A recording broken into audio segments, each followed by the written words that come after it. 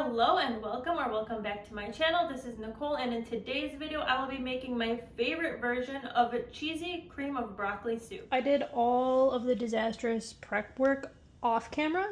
First, start off by melting 3 tablespoons of butter. Next, I'm going to add in my onion. The recipe called for 1 small onion, and this is ginormous. This is a lot, so I honestly don't know if I'm going to add all of this in, but we'll see. I'm just going to cook these on medium heat for about 4 to 5 minutes until my onions are a little soft. Once your onions are soft, add 4 cloves of minced garlic. Come on, garlic. Mix that in with your onions for about a minute. I'm going to add a 1/4 cup of flour. All right, we're going to add 2.5 cups of chicken stock. You can also add vegetable stock, but I'm going to use chicken stock because that's what my auntie and my cousin use, and I'm trying to stick to their recipe. Woo!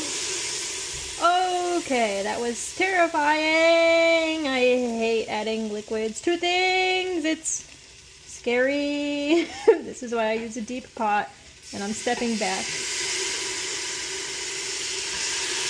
So I actually kind of chickened out and I turned my heat off to add the rest of my chicken stock. So now I just need to wait for my heat to come back up because it is an electric stove, which I am not a fan of. If you had asked me that like 2-3 months ago, I would have been like, I hate gas stoves. Nope, I much prefer them now. Before my heat wants to attack me again, I'm going to add 2 cups of half and half.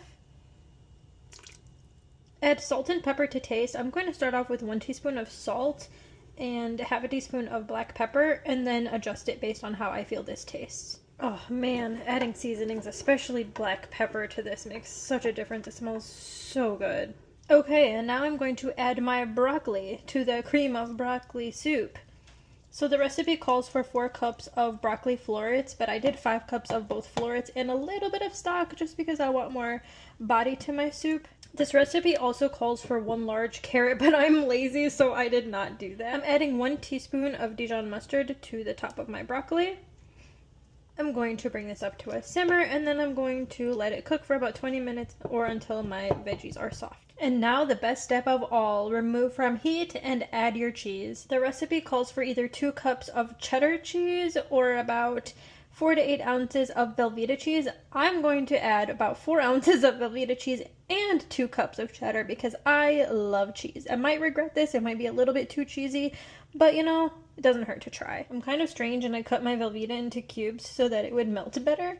So yeah, I'm just gonna add that in. Add this entire packet of cheddar cheese. That might be too much. Well, I think this is done. I just gotta wait for it to cool and then I will try it. Now, the moment of truth. Let's taste the product. That's good. But it's really thick, probably from how much cheese I added. So I think next time I would either add less cheese or I'm gonna go back and add some more chicken stock and see if that makes a difference. Otherwise, flavor, 10 out of 10. Double thumbs up.